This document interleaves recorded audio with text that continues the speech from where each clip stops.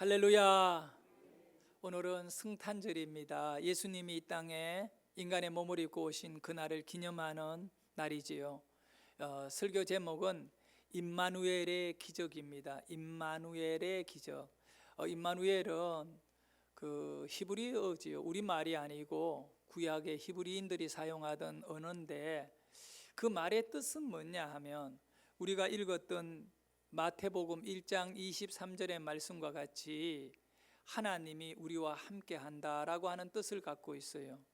그 이름은 임마누엘이라. 태어나는 아기 예수의 이름을 임마누엘이라고 해라고 천사가 전해주는 거지요. 그리고 그 뜻은 하나님이 우리와 함께 계신다라고 하는 뜻이 있다고 말씀하고 있습니다. 그냥 임마누엘이 아니에요. 이사야 선지자, 구약의 수백 년 전에 예수님이 태어나시기 전에 이사야 선지자는 태어날 메시아의 이름이 임마누엘이라고 이사야 7장 14절에 말씀하셨거든요. 읽어볼까요? 그러므로 주께서 친히 징조를 너에게 주실 것이다. 보라, 처녀가 잉태하여 아들을 낳을 것이요 그의 이름을 임마누엘이라 하리라. 아멘. 임마누엘이라 해라.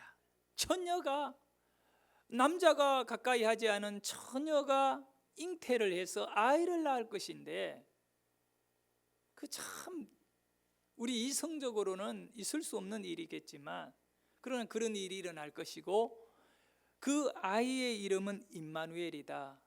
하나님이 우리와 함께 한다라고 하는 이름이다. 성도 여러분, 이 성탄의 가장 그 의미는, 깊은 의미는 임마누엘입니다. 하나님이 우리와 함께 한다고 하는 뜻입니다. 원래 사람이 만들어졌을 때, 아담과 하와가 처음 만들어졌을 때에 에덴 동산에 하나님과 함께 했습니다. 에덴 동산 자체는 임마누엘입니다. 하나님이 아담과 함께하고 하와가 함께 했습니다. 그런데 아담 하와가 죄를 짓게 되잖아요. 하나님이 하지 말라고 하는 선악과를 따먹고 죄인이 됐습니다. 그 죄인이 된 상태가 뭐냐 하면 하나님의 말씀이 더 이상 아담에게 들리지 않았어요. 그리고 하나님께서 아담을 떠나버린 것입니다. 아담 하와는 에덴 동산 밖으로 쫓겨나게 되는 겁니다. 하나님과 함께 하지 못하게 된 겁니다. 인간에게 죄가 들어옴으로 인하여 임마누엘이 깨어진 겁니다. 에덴 동산을 한마디로 표현하면 하나님과 함께하는 임마누엘의 현장입니다. 예수님이 다시 이 땅에 오셨다라고 하는 것은 바로 임마누엘이 회복되어진, 깨어진 임마누엘, 하나님과 완전히 분리된 인간이 다시 하나님과 하나가 되는, 하나님은 생명이시거든요. 그래서 누가복음 2장 14절에 천사들이 목자들에게 예수님이 태어날 것을 이렇게 찬양하고 노래했습니다. 읽어볼까요? 지극히 높은 곳에서는 하나님께 영광이요 땅에서는 하나님이 기뻐하신 사람들 중에 평화로다 하니라. 네, 하나님께는 예수님이 태어남이 영광이랍니다. 어떻게 영광이 되는지 우리가 하나님이 아니니까 생각을 내려놓고, 그러면 우리 사람들, 우리에게는 평화가 되었답니다. 예수님이 이 땅에 태어나심으로 우리는 평화를 누려야 됩니다. 평안해져야 됩니다. 과연 우리는 예수님이 이 땅에 오심으로 평안을 누리고 있습니까? 여러분이 평안하시냐고요?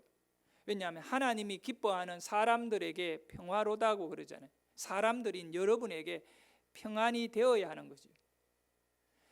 이것은 우리 인간들에게는 평안이 없다는 얘기입니다.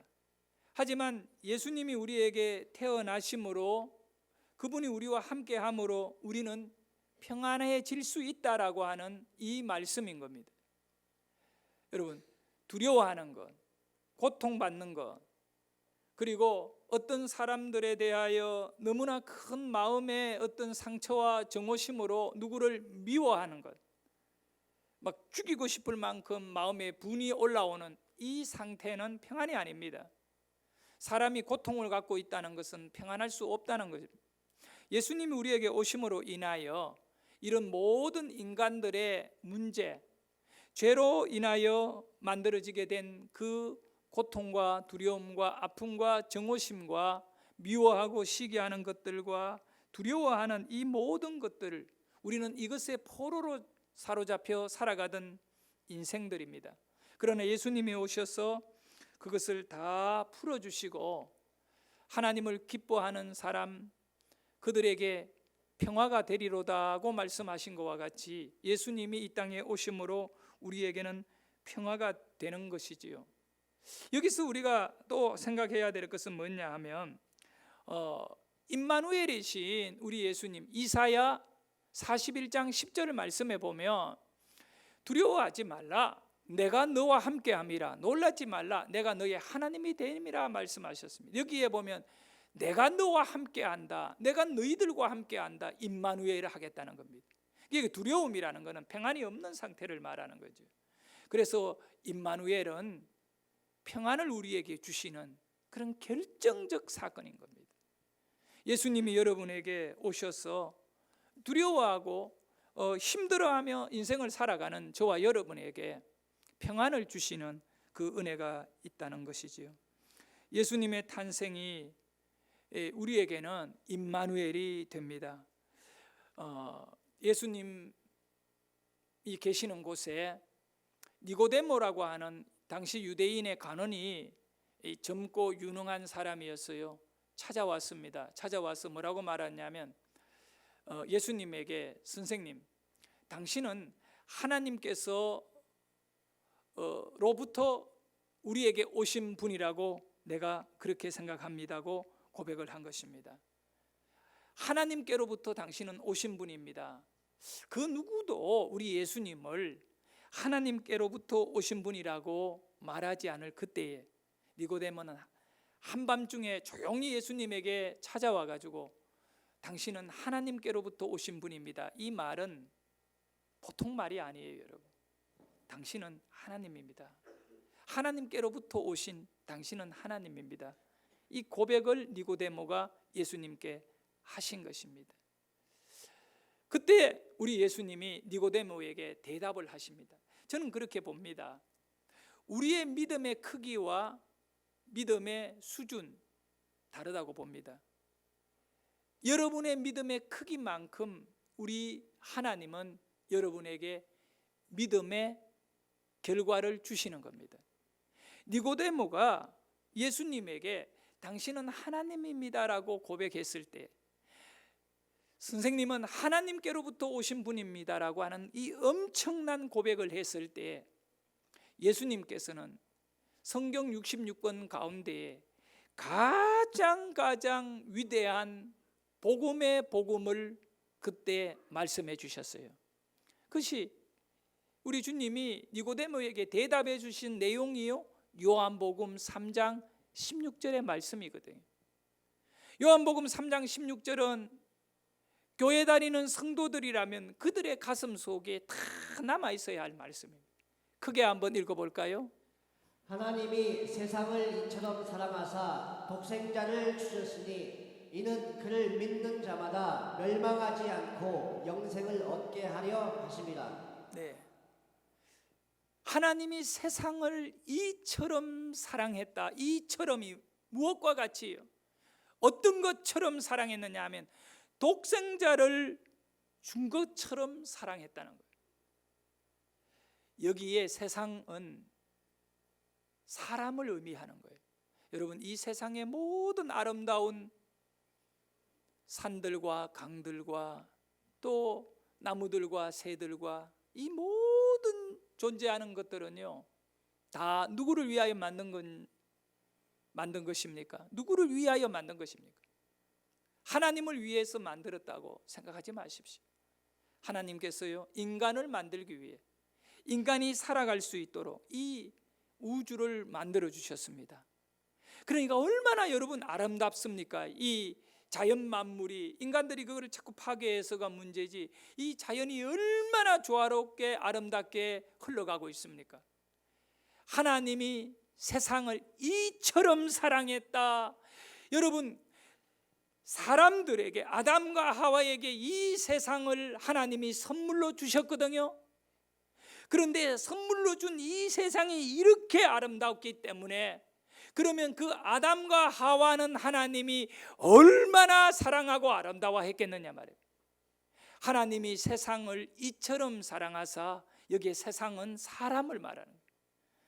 이것을 하나님이 사람을 이처럼 사랑하사라고 읽어야 돼요. 하나님이 세상을 이처럼 사랑하사 독생자를 주셨다.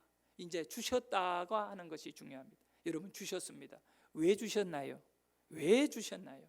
사랑해서 주셨거든요. 이처럼 사랑해가 주셨네. 사랑. 성탄은, 원래 이 성탄은요, 다른 것으로 해석하면 안 돼요. 하나님의 사랑으로 해석해야 돼요. 이 성탄이라고 하는 두 글자는요, 사랑이라는 것으로 해석되어야 돼요. 성탄은 사랑이에요. 하나님의 사랑을 우리가 깨닫는 것이지요. 네? 이 사랑을 알지 못하면 이 성탄이 온전하게 우리에게 이 해석이 될 수가 없는 것이에요. 육체는, 우리 몸은요, 음식을 먹어야 살게 돼요. 우리의 정신은요, 이성을 통하여 살게 되어지는 거예요. 이성적인 분별력이 없으면 사람은 사람 구실 못하는 겁니다.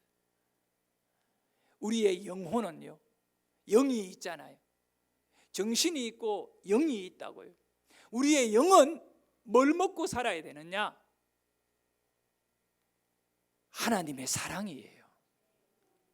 하나님의 사랑이 내 안에 들어올 때 하나님이 좋은 것이지요. 하나님의 사랑이 내 안에 깨달아질 때 내가 살아갈 의미를 알게 되는 것이죠. 사랑을 잃어버리면 우리는 이 세상에서 그저 노예같이 살다, 짐승같이 살다, 완전히 돈에 미친 삶을 살다가 인생 끝나버리는 것입니다. 그래서 이 세상은 어떻게 보면 미친 세상입니다. 이 미쳐있는 이 세상에서 우리를 구해줄 수 있는 것은 사랑입니다. 하나님의 사랑입니다. 그런데 사람들은 사람의 사랑을 쫓아가다 지쳐 쓰러지게 되는 겁니다.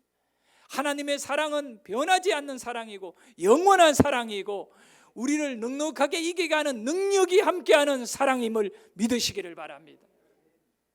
사랑하는 성도 여러분, 이 성탄의 계절에 깊은 하나님의 사랑을 느낄 수 있기를 원합니다. 요한복음 3장 16절에 하나님이 세상을 이처럼 사랑하사 누구를 줬다고요? 독생자를 주셨으니라고 한. 이는 누구든지 그를, 독생자를 믿는 자마다 뭐하지 아니하고 멸망을 받지 아니하도록. 그러니까 준 거를 받아야 멸망 안 받는 것입니다. 여러분, 준 사랑을 받아야 그 사람이 살아나게 되는 겁니다. 사랑이라는 것은 제가 볼 때예요, 주는 자가 있고 받는 자가 있어요. 그런데 아무리 주더라도 받지 않으면 짝사랑으로 끝나버리는 것입니다. 예? 여러분 어떻게 살았나요? 사랑에 실패 안 해봤나요? 네? 우리 황 집사님 여자들 안 따라다녀봤나요? 사랑 주고 싶어 따라갔는데 안 받는 거예요. 내 마음 못 알아주는 거예요. 그렇죠? 잠도 못 자고 이불 속에서 울고.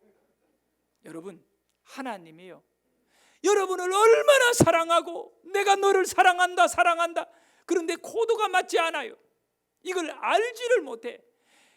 주는 자의 사랑을 느끼고 받아들이고 그거를 깨달을 때 내 안에 사랑으로 역사하는데 우리는 그걸 알지 못. 그래서 요한 1서 4장 10절에 보면 이렇게 말씀해요. 읽어봅니다. 사랑은 여기 있으니 우리가 하나님을 사랑한 것이 아니요 하나님이 우리를 사랑하사 우리 죄를 속하기 위하여. 사랑은 여기 있다. 이게 진짜 사랑이다. 이것이 사랑인데 뭐냐 하면 하나님이 우리를 사랑했지만 우리는 그를 사랑하지 않았다는 겁니다. 왜? 몰라가지고 깨닫지도 못하고. 그런데 더 놀라운 사실은 로마서 5장 8절에 보면 이렇게 말씀합니다. 시작. 우리가 아직 죄인이 되었을 때 그리스도께서 우리를 위하여 죽으심으로 하나님께서 우리에 대한 자기의 사랑을 확증하셨느니라. 확정해 버렸다는 것은 결론을 내려 버렸다는 겁니다. 하나님이 여러분이 이뻐서 우리 죄송합니다. 자꾸 황 장로님 이야기가 황자님 누구를 사랑할 때 호박같이 못생긴 사람을 사랑하지는 않았을 거예요. 사람같이 예쁜 사람을 사랑했을 거예요. 예쁜 거 좋아하지요? 그래서 나금숙 집사님 만났잖아요. 그죠? 그러니까 이 얘기는 뭐냐면 우리 인간들은 어떤 조건과 이유를 달아가지고 자기 마음에 들어야 좋아하는 거예요. 그런데 하나님이 인간을 사랑한 것은 조건을 달지 않았다. 왜냐하면 아직 무엇이 되어 있을 때, 죄인 되어 있을 때, 호박같이 못생겨 있을 때에 사랑해버렸다는 겁니다. 조건이 아니라 우리를 사랑하신 것이지. 그 어떤 이유를 달지도 않고 하나님이 우리를 사랑해 주신 것입니다.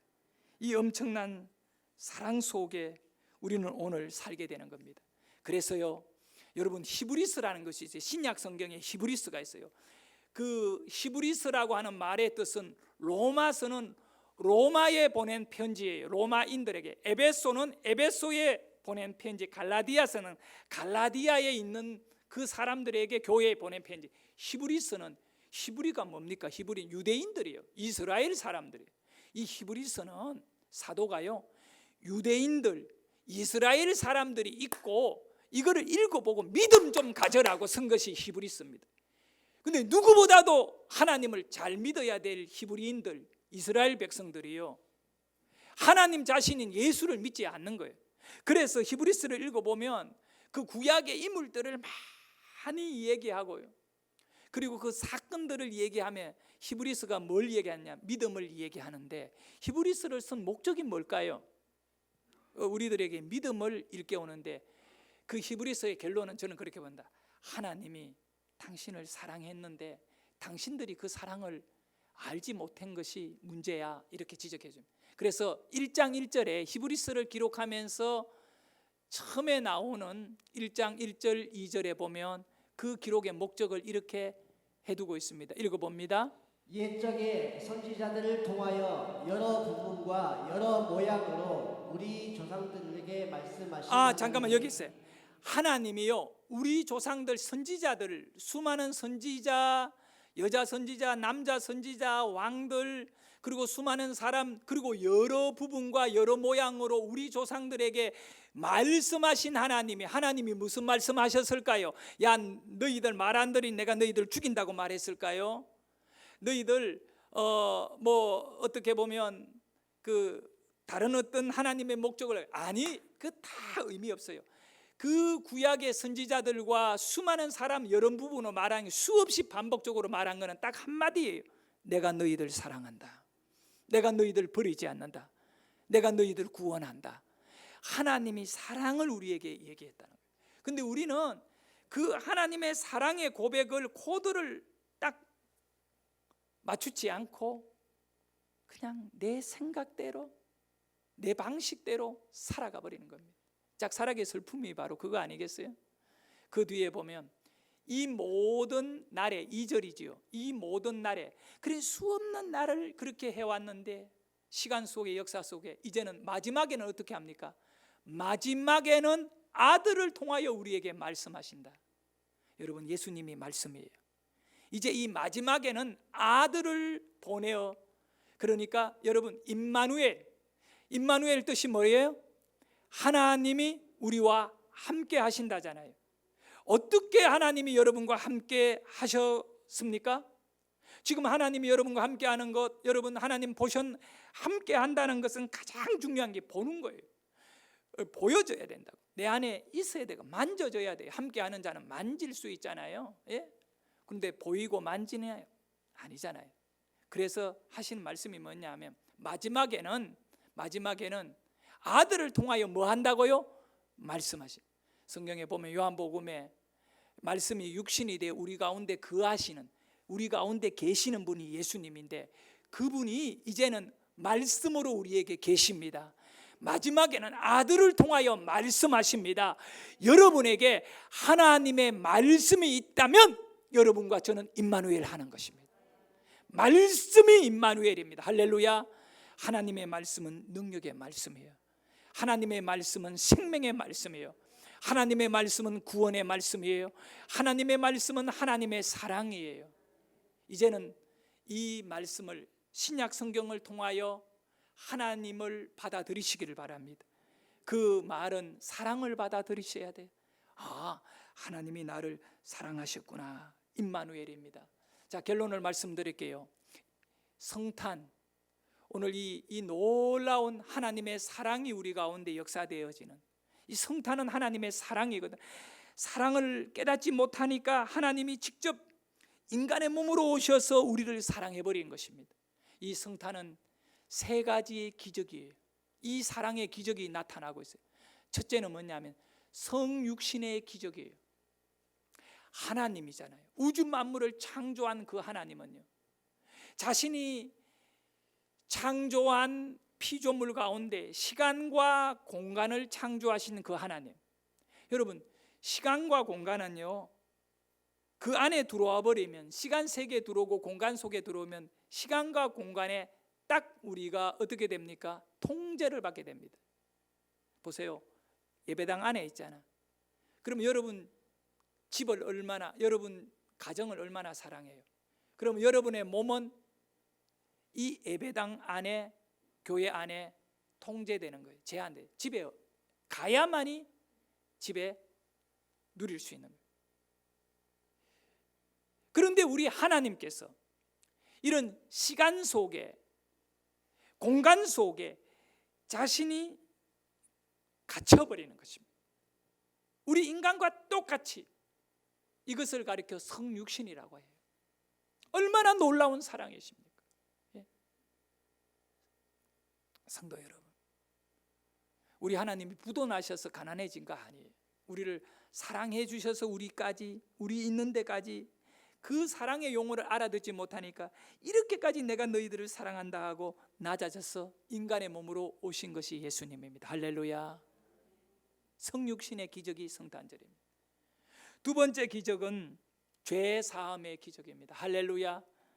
죄송합니다만 이 죄 사함의 기적이 어떻게 나타났냐? 마태복음 1장 21절, 우리가 읽은 본문 첫 번째 말씀 다시 한 번만 읽어보면 확인할 수 있어요. 한번 읽어보도록 합니다. 여러분, 시작. 아들을 낳으리니 이름을 예수라 하라. 이는 그가 자기 백성을 그들의 죄에서 구원할 자심이니라 하니라. 태어나는 예수는 우리 죄를 다 용서해 버리는 겁니다. 할렐루야. 그래서 이 두 번째 기적은 죄 사함의 기적입니다.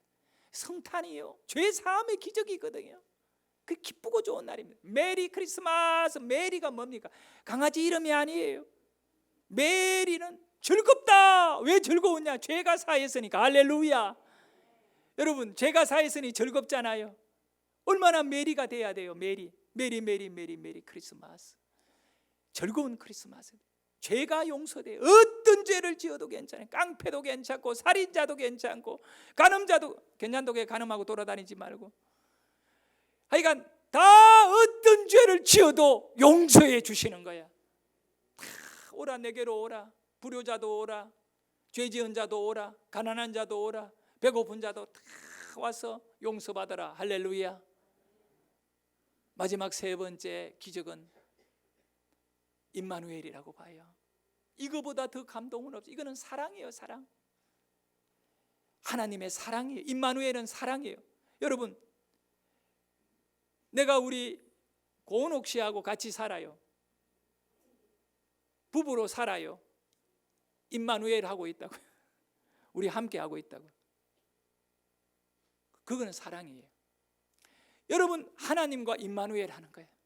성탄을 통하여 임마누엘 하는 거예요. 사랑이 여러분에게 느껴지고 깨달아지고. 할렐루야. 하나님 사랑합니다. 하나님 사랑합니다. 이 고백이 이 성탄에 울러나기를 원합니다. 하나님만 여러분에게 내가 너 사랑한다, 사랑한다, 이제 듣는 거로 끝내지 말고 여러분의 마음을 열어서 하나님 사랑합니다 한번 고백해 봅시다. 시작. 하여간 우리 한국 사람은 사랑에 서툴어. 가장 사랑에 서툰 사람이 또 경상도 사람들이.